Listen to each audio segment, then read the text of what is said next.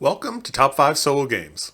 I'm horror author and board game fanatic J. Allen Riker, and this is my review of The Drifter and Star Drifter, which I received free review copies of.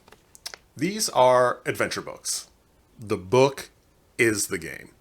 So we've had a lot of discussion about narrative in board games on this channel, which is not surprising given that primarily I am a fiction author and I just play board games for fun. So given that, I was really excited to give these adventure books a try and use them to further that discussion. There is a spectrum of rigidity of the structure in adventure books. If you've been watching on this channel, you know that I prefer less rigid structures. So for some reason, branching plants took a hold in my brain as being an appropriate metaphor for this, and it just wouldn't let go, so I decided to roll with it. It may fall apart and get weird at times, but it's what we've got. So at one end of the spectrum of structure is a game like Spires and Hildegard. I would consider it as a plant to be like a cluster of vines where you can only travel along them in one direction, with each event leading directly to the next. This is a narrative that is very controlled by the author. You are playing the author's story. He knows exactly where it's going because the places that it's going are very restricted. He only gives you access to those nodes under very specific conditions. And because you only go through the game in one direction, that's even more dramatic than in most adventure books. That's the type of narrative game that I'm least likely to enjoy. I would just rather read a book if I'm going to be going through something that structured and interrupting the story every once in a while to roll some dice, which I don't actually have much control over, despite the fact that it was really neat the way that you made the target signs with the dice. If you've played Spires and Hildegard, then you'll know what I was talking about, but I didn't even play through the third pack of cards. I left it sealed and sold it off. So going from there, if Spires and Hildegard is a little bundle of clustered vines traveling in one direction, books like Sword of the Bastard Elf or Fabled Lands are kind of like huge branching trees. You can choose this branch and it splits off into these branches, but you can also find ways to move backwards and try going like from a given hub in a different direction, a hub of branches traveling along a different branch to see what you encounter. Once again, though, all these movements between the nodes are only possible if you've been given the passage number by the author. Usually there are ways to intuit a path or a way to gain access to a cluster of paths that give you some agency, such as if you encounter a town that has a port and that port has a number of places that you can go, or if there's a crossroads. I can enjoy these if I really enjoy the story. So with Fabled Lands, for me, I wasn't able to get into it just exploring the world because it didn't feel so much like exploration to me. Now that can totally, that I feel like that's a pretty subjective thing. In that regard, you do have agency as long as you're paying attention to be able to go off and do different things. But for me, like, I need to enjoy the story. That's why I return to Sword of the Bastard Elf, which for one thing has 800 pages of content. And I just find it really funny and enjoy just the absolute insanity that the elf gets into. In that, you are definitely playing through a story. It's a story with more of a sandbox feel than something like Spires and Hildegard, but it is still, like I said, fully under control of the designer. You only have access to things if you meet certain conditions. If the author, the designer, gives you the passage number, which means that while an enormous book might take a lot of work, you can plan out exactly where everything will be encountered. So there is a plant that grows in my backyard that looks like ivy. It really likes the shade. And in the very shaded corners, it has completely taken over my yard. And it's really lovely. It looks like long vines of ivy that are just choking out all the rest of the life in the lawn, which I also appreciate because I don't mow those corners after it takes care of the grass. But the thing is that it's not actually ivy. The leaves look like vines, but they're actually just separate single leaves just popping out of the ground. I think they end up looking like vines to me because that structure of a plant just being a leaf doesn't make much sense to me. Anyway, I think that is a good metaphor, a good-ish metaphor for continuing with the plants for a game like 4 Against Darkness. Each table entry in that book is an island, an individual leaf. They almost never refer to each other. You get them by rolling them. It's one reason why it's so easy to grab any 4 Against Darkness book and mix it with this other book and this other book and these cards, and even with other games, because each entry stands alone. So when you experience a story in 4 Against Darkness, know that it is a story that you are completely making up. Like my leaf-filled yard being perceived as ivy, you're drawing the connections only in your mind. They don't really exist. And for me, I find that really rewarding. I really enjoy that. One thing that helps your brain do that in 4 Against Darkness is the drawing. Having a big contiguous environment with specific places in it where random things are taking place. So it gives you a permanent, specific place where random things are happening. In that sort of adventure book, the only way that the creators are telling a story is by providing the totality of the things that can occur in the narrative. After that, it's between you and the RNG gods. So a game like 2D6 Dungeon is much, much closer to 4 Against Darkness than it is to, say, Fabled Lands. And I would think of it as a field full of little tiny bushes. The tables in 2D6 Dungeon, you're rolling for them, but then the entries will refer to each other for 1 or 2 entries, and then you roll for the next room and you're off on the next sequence of events. So that's kind of a blend between having authorial control and having randomness. Once again, the drawing of the dungeon ties everything together, and the noting of events and locations is encouraged in the book as being part of the map creation ritual that kind of produces a relic of your adventure that makes it feel very solid, even though it's made up of disparate little pieces in a book with so many tables that you wonder how there could be really any authorial control over it.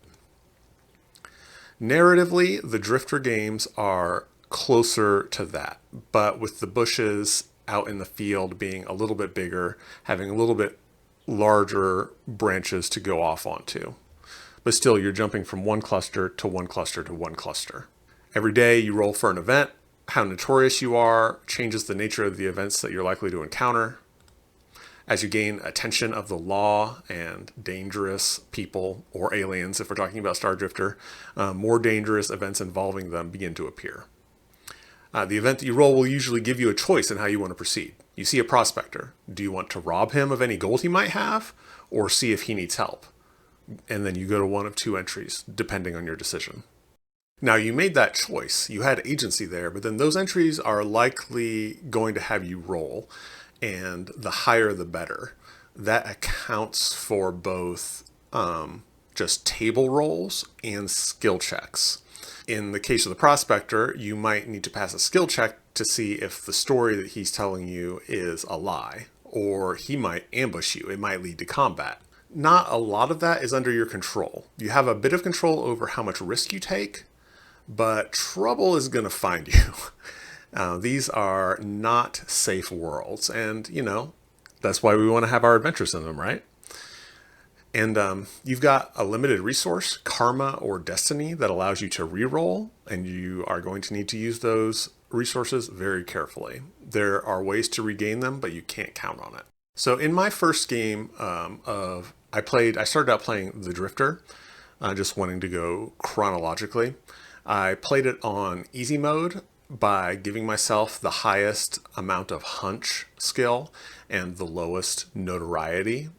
And by the end of the game, I got to $275 out of the 300 that I would need. And then I rolled very badly.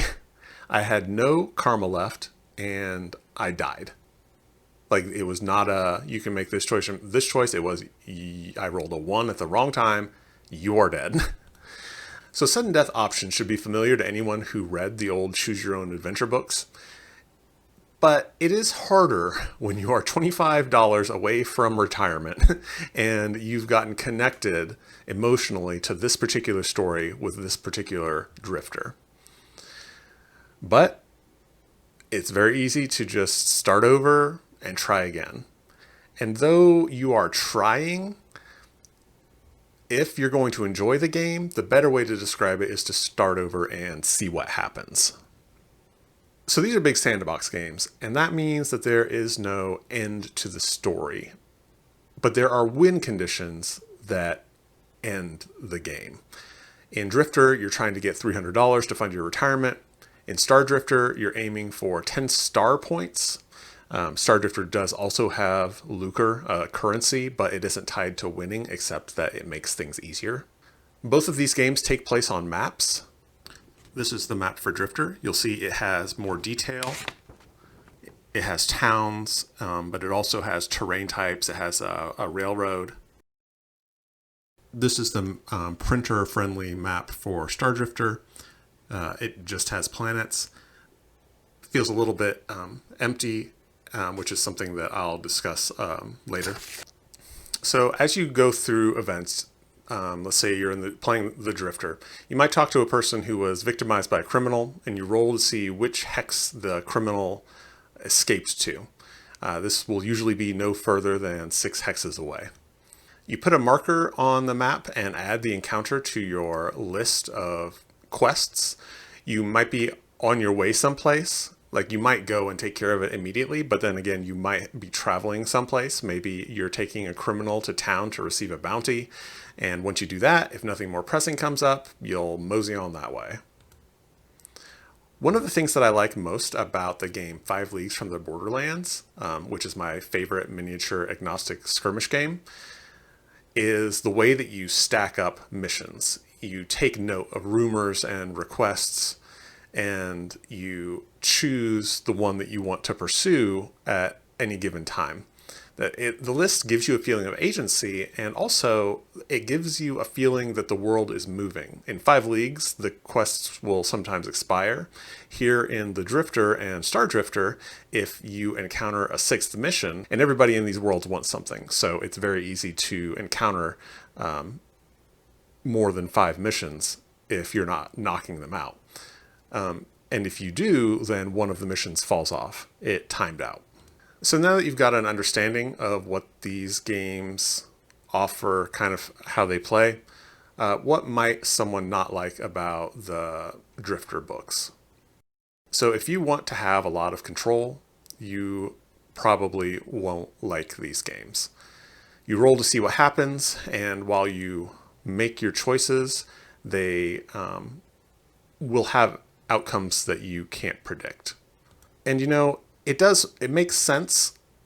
The world out there, even our real world, doesn't respect your wishes, and the majority of things that happen are outside of your control.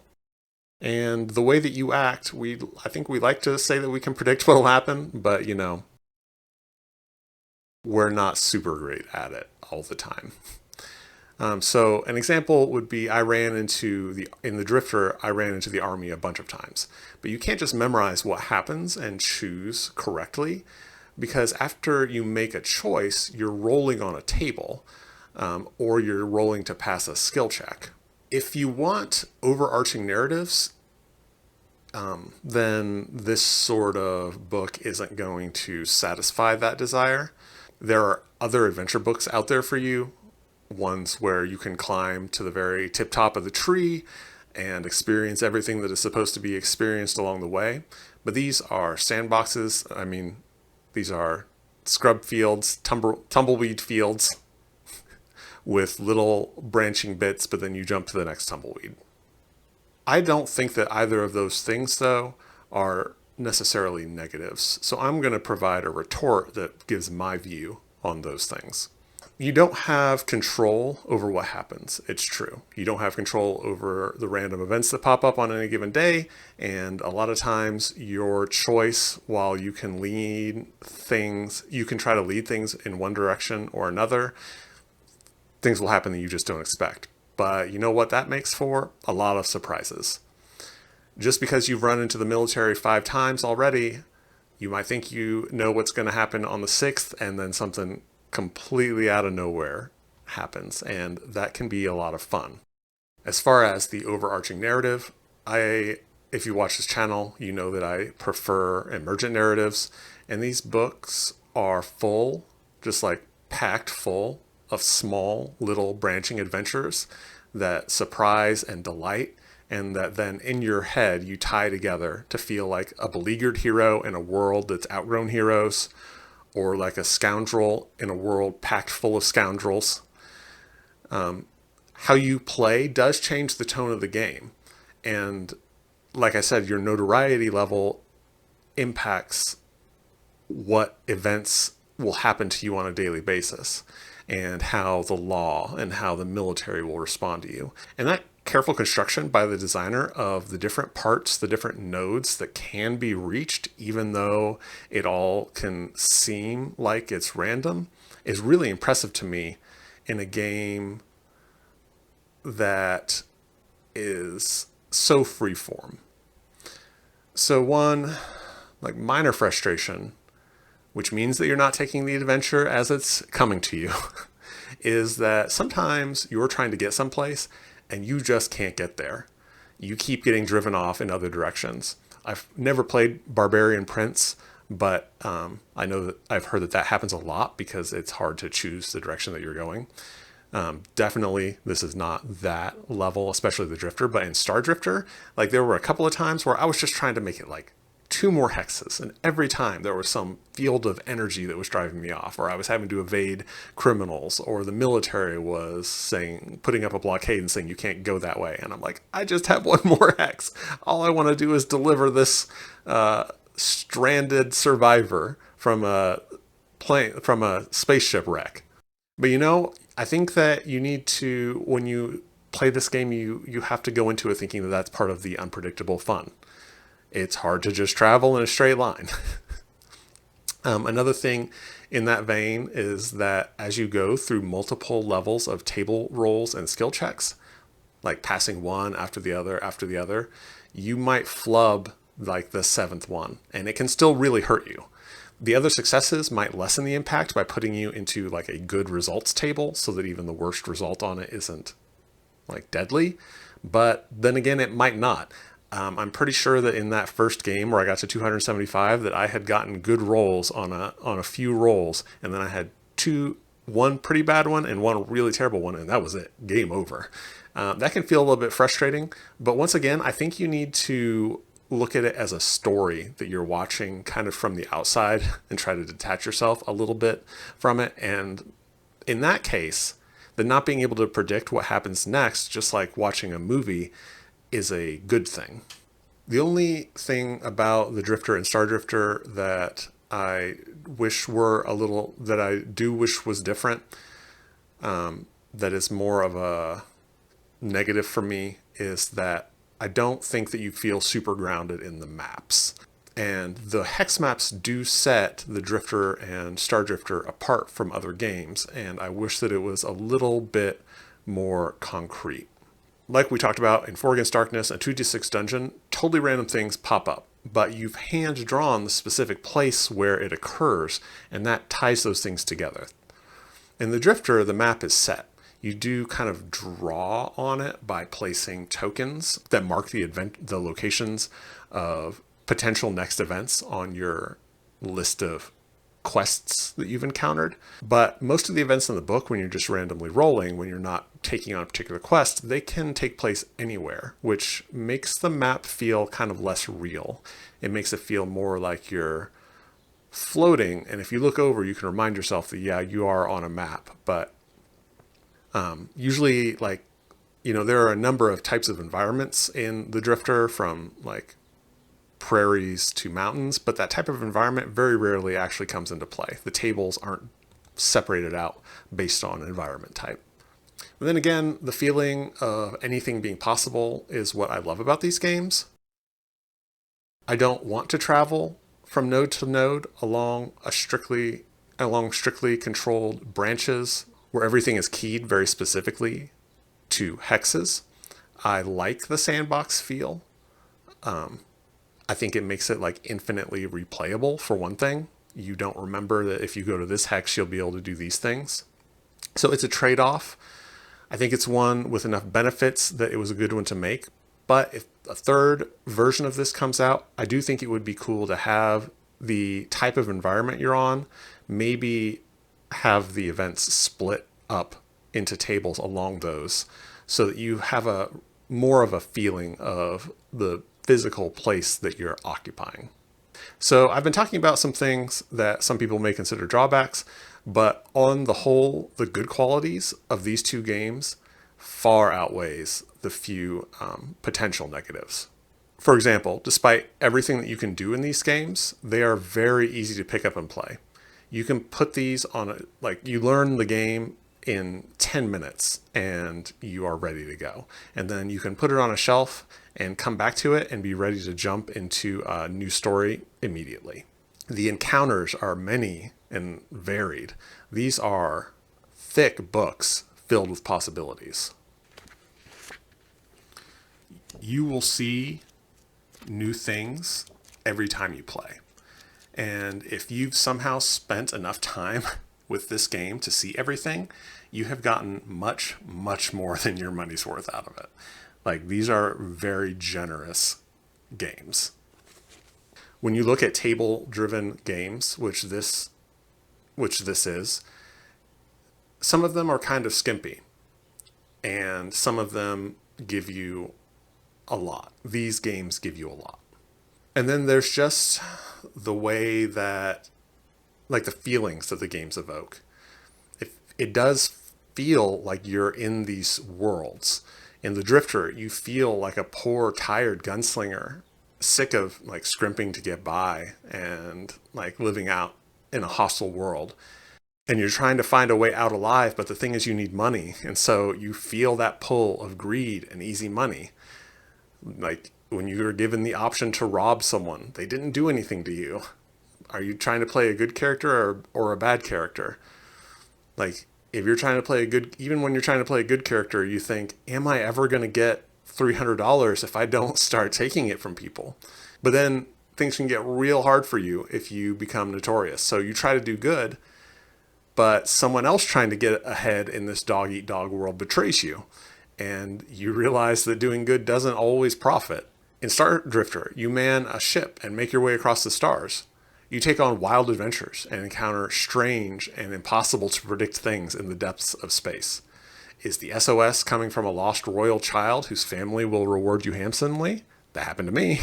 Or is it a deranged killer robot or an unknown alien species? Or is it not even an SOS? Is it like some sort of weird pulsar star? There is so much adventure like shoved into these pages. Like, they're hefty books, and not because they're packed with prose. They're not trying to be novels. And because of that, these hold far more adventure in them than similarly sized game books. I'd say that if you like big narrative games, the ones that are really popular these days and come in $100 to $200 boxes, I think that you should try out one of these two books. The only drawback I can see is that they might spoil you for games that cost more, but do far less to create a real living, breathing world. Like, you might no longer be satisfied by choosing A or B. Then again, if you don't like those big narrative games, I also think that you might want to try the Drifter or Star Drifter, because they take such a different approach to story. And even if you don't like adventure books, honestly, I think that you should maybe watch some playthrough videos of the Drifter, or just consider getting one of them because they're so affordable. These are different. So which drifter should you choose? I think that the theme is going to be the big deciding factor, because otherwise the games are very, very similar. So one thing that causes me to recommend Star Drifter is that despite the fact that each of these books has about 250 entries, Star Drifter has almost 100 more pages to it. And to me, the length feels right. It's not at all prosy. You know that I don't stand for that. I don't want to read a game in that way. Like, this feels like the right length. These entries feel like the right density of information and description and options. The Drifter, on the other hand, is slimmer, and you know what? Maybe it's just a terse, sullen, hard-nosed Western, right? But I will say that one thing I like about the Drifter is that the map does feel more physical.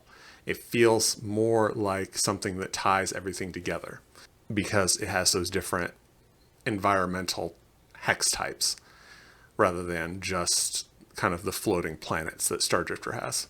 And also, I really like Westerns, and Western games are way less common than sci-fi. So likewise, I think whether you go for the PDF or the paper is going to be personal preference. I received the paper books, but then I printed out the rules to be able to access them separately, and I could see clicking through the hyperlinked PDF as being really convenient. That's just a matter of your taste, though. Honestly, I don't think that you can go wrong with either book. Both The Drifter and Star Drifter are excellent, and my guess is that once you get one, you're going to come back for the other. So that's it from me. I really enjoyed getting to play these games, and I think that a lot of you will also really enjoy them. It's just a ton of value and a lot of creative fun. So I hope you have a great rest of your day and keep gaming solo.